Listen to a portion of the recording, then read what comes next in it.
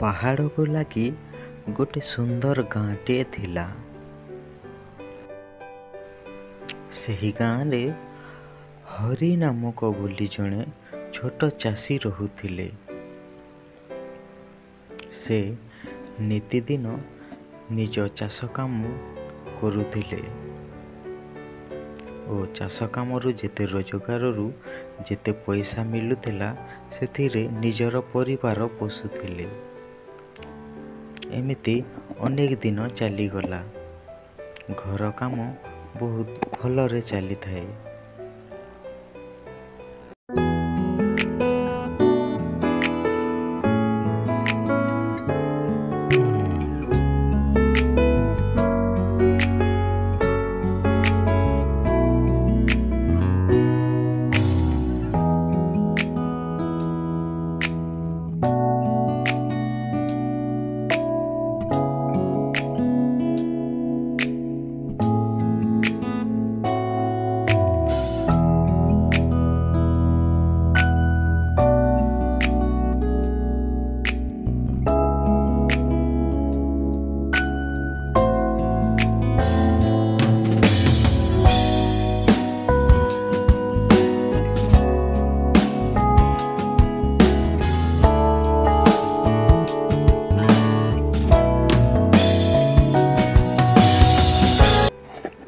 କିଛି ଦିନ ପରେ ବର୍ଷାର ଆଉ ଦେଖା ହେଲା ନାହିଁ। ମାନେ ବର୍ଷା ଆଉ ହେଲା ନାହିଁ। ନଈ ନାଳ ଆଉ ଚାଷ ଜମି ସବୁ ଶୁଖିଗଲା। ଚାଷ ଜମି ବି ଶୁଖିଯିବାରୁ ହରି ଆଉ ଭଲ ଚାଷ କରିପାରିଲା ନାହିଁ। ତାର ଯେତେ ଚାଷ କରିଥିଲା ସେ ସବୁ କ୍ଷତି ହେଇଗଲା। ରାମୁ ବହୁତ ଦୁଃଖ ହେଲା। ଯେତେବେଳେ ବିଲକୁ ଯାଇ ଦେଖେ ତ ଚାଷ ଜମି ସବୁ ଶୁଖିଲା ପଡ଼ିଛି। ନଈ ନାଳ ସବୁ ପୋଖରୀ ବି ଶୁଖି ଯାଇଛି। ବର୍ଷା ବି ହେଉନାହିଁ। ହରି ବହୁତ ଚିନ୍ତାରେ ପଡ଼ିଗଲା। ଆରେ ଏମିତି ଯଦି ନିତିଦିନିଆ ହେବ ତାହେଲେ ମୁଁ ମୋ ପରିବାର ପୋଷିବି କେମିତି? ଏପଟେ ହରିର ପରିବାର ବହୁତ ଦୁଃଖରେ ଭାଙ୍ଗି ପଡ଼ୁଥିଲେ। ହରିର ସ୍ତ୍ରୀ କହିଲେ, ବର୍ଷା ତ ହେଉନାହିଁ ଆଉ ପଇସା ରୋଜଗାର ବି ନାହିଁ। ଘର ସୁରୁଖୁରୁରେ ଚଳିବ କେମିତି? କିନ୍ତୁ ହରି କହିଲା, କ'ଣ କରିବି? ଏ ବର୍ଷ ବର୍ଷା ବି ଠିକ୍ ସମୟରେ ହେଲା ନାହିଁ। ଚାଷ ଜମି ସବୁ ଶୁଖିଗଲା। ଦେଖିବା କାଲି ସକାଳୁ କିଛି ଗୋଟେ ଉପାୟ କରୁଛି। ଏମିତି କହି ହରି ଭୋର ସକାଳୁ ବାହାରିଗଲା। ଭାବିଲା ଜମିଦାର ବାବୁଙ୍କ ପାଖରୁ କିଛି ଟଙ୍କା ନେଇ ଆସିବି ଓ ଘର ଚଳେଇବି। କିନ୍ତୁ ହରି ଯେମିତି ଜମିଦାର ବାବୁଙ୍କ ପାଖକୁ ଯାଇଛି ଓ କିଛି ଟଙ୍କା ମାଗିବା ପାଇଁ କହିଛି, ଜମିଦାର ବାବୁ ହରିର କଥା ଶୁଣି କହିଲେ, ହରି ଭାଇ, ତମେ ମୋତେ କ୍ଷମା କରିଦିଅ। କାହିଁକି ନା ଏବେ ମୋ ପାଖରେ କିଛି ବି ନାହିଁ। ଯଦି ଥାଆନ୍ତା ତାକୁ ମୁଁ ତମକୁ ଦେଇଥାନ୍ତି। ମୋତେ କ୍ଷମା କରିଦିଅ ହରି ଭାଇ। ପଇସା ଏବେ ମୋ ପାଖରେ ବିଲକୁଲ ନାହିଁ।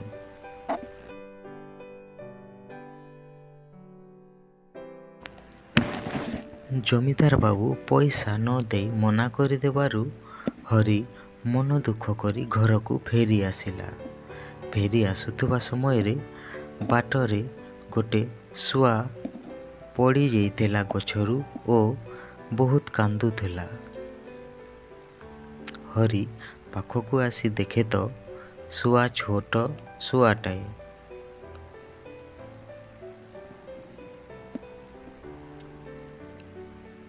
ହରି ଶୁଆ ପାଖକୁ ଆସି ଶୁଆକୁ ପଚାରେ, ଶୁଆ ଭାଇ, ତମେ କାହିଁକି କାନ୍ଦୁଛ?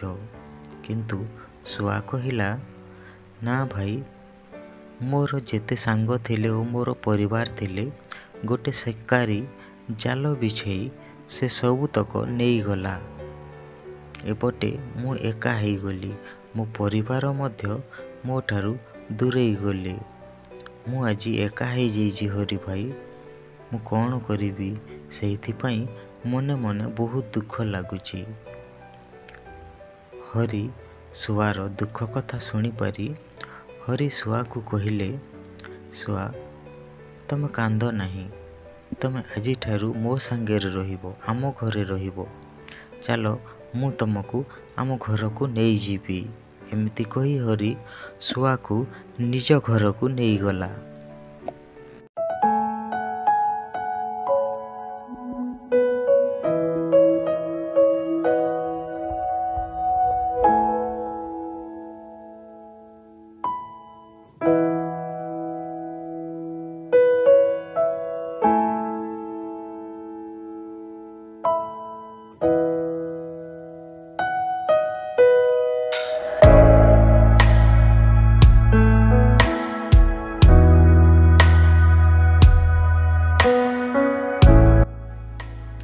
ହରି ଶୁଆକୁ ଆଣି ନିଜ ଘର ପାଖରେ ପହଞ୍ଚେଇ ଦେଲା। ଶୁଆ ମନ ଦୁଃଖ କରିଥିବାରୁ ହରି ଶୁଆକୁ ବୁଝେଇଲା ଓ ଶୁଆ ଓ ହରି ଦୁଇ ଜଣ ଭଲ ସାଙ୍ଗ ହୋଇ କଥାବାର୍ତ୍ତା କଲେ। ଶୁଆ ବି ଖୁସି ହେଇଗଲା, କିନ୍ତୁ ହରି ଶୋଇ ପଡ଼ିଲା। ରାତି ହେଇଯିବାରୁ ହରିକୁ ନିଦ ମାଡ଼ିଲା ଓ ହରି ରାତିରେ ଶୋଇ ପଡ଼ିଲା। କିନ୍ତୁ ଏତେ ଦୁଃଖରେ ଥାଇ ମଧ୍ୟ ହରି କେତେ ଖୁସି ହେଉଥିଲା ଶୁଆ ଜାଣିପାରିଲା। ହରି ଶୋଇ ପଡ଼ିଥିବା ସମୟରେ ଘରଟା ବଦଳି ଯାଇଥିଲା। କାହିଁକି ନା ସେଇଟା ଗୋଟେ ସାଧାରଣ ଶୁଆ ନଥିଲା, ସେଟା ଥିଲା ଗୋଟେ ଭଗବାନ ଶୁଆ ରୂପରେ ହରିର ପରୀକ୍ଷା କରୁଥିଲେ। କିନ୍ତୁ ହରି ଜାଣିପାରିଲା ନାହିଁ। ସକାଳୁ ଉଠି ଦେଖେ ତ ଗୋଟେ ନୂଆ ଘର, ପୁରା ରାଜମହଲ ପରି ଦେଖିବାକୁ। କିନ୍ତୁ ହରି ଭାବିଲା, ଏଇଟା ମୋ ଘର ନୁହେଁ ତ, ମୁଁ ଅଲଗା କାହା ଘରେ ଚାଲି ଆସିଛି ବୋଧେ। ହରି ଏଇଆ ଭାବି ଘର ଚାରିପାଖ ଦେଖେ। ଘର ଚାରିପାଖ ଝରକା ଆଡ଼ୁ ଦେଖିଲା ଯେ ଆଗରୁ ଯେମିତି ତା ଘର ପାଖରେ ଥିଲା, ଠିକ୍ ସବୁ ସେମିତି ଅଛି। ତାପରେ ହରି ଖୁସି ହୋଇଗଲା, ଏଇଟା ବୋଧେ ମୋ ଘର ବଦଳି ଯାଇଛି। ଏଇଆ ଭାବି ହରି ବହୁତ ଖୁସି ହେଇଗଲା। ଯାଇ ଶୁଆକୁ ଦେଖେ ତ ଶୁଆ ନାହିଁ, କିନ୍ତୁ ହରି ଜାଣିପାରିଲା ଯେ ଭଗବାନ ବୋଧେ ଶୁଆ ରୂପରେ ମୋ ଘରକୁ ଆସିଥିଲେ, କିନ୍ତୁ ମୁଁ ଭଗବାନଙ୍କୁ ଚିହ୍ନି ପାରିଲି ନାହିଁ। ଆଉ ଭଗବାନ ମୋତେ ଏଭଳି ଭାବରେ ଦୟା କରିଛନ୍ତି। ହରି ଏଇଆ ଭାବି ଅତି ଆଶ୍ଚର୍ଯ୍ୟର ସହିତ ଖୁସି ବି ହେଇଗଲା। ଘର ବାହାରକୁ ଯାଇ ଦେଖେ ତ ଘରଟା ପୁରା ଗୋଟେ ରାଜମହଲ ପରି ହେଇଯାଇଛି। ବହୁତ ବଡ଼ ଘର ଆଉ ବହୁତ ସୁନ୍ଦର ମଧ୍ୟ ଦେଖାଯାଉଛି। ହରି ମନେ ମନେ ଭଗବାନଙ୍କୁ ବହୁତ ଧନ୍ୟବାଦ ଦେଲା। କାହିଁକି ନା ଗୋଟେ ଦିନ ଥିଲା, ହରି ଗୋଟେ ଗରିବ ଚାଷୀ ଓ ଛୋଟିଆ ଚାଷୀ ହୋଇ ରହିଥିଲା। କିନ୍ତୁ ତାର ଟିକେ ସଦ୍ବୁଦ୍ଧି ଯୋଗୁଁ ଭଗବାନ ତାକୁ ବହୁତ ଉପହାର ଦେଲେ। ଘର ଭିତରକୁ ଯାଇ ଦେଖେ ତ ପ୍ରଚୁର ସୁନା ଆଉ ଟଙ୍କାରେ ଘର ପରିପୂର୍ଣ୍ଣ ହେଇଯାଇଛି। ହରି ଭଗବାନ ଏଇଟା ଦେଇଥିବା କଥା ଜାଣି ବହୁତ ଖୁସି ହେଇଗଲା ଓ ଖୁସିରେ ନାଚିବାକୁ ଲାଗିଲା। ଏଇଆ ଥିଲା ହରିର ସତ୍କର୍ମର ଉପହାର।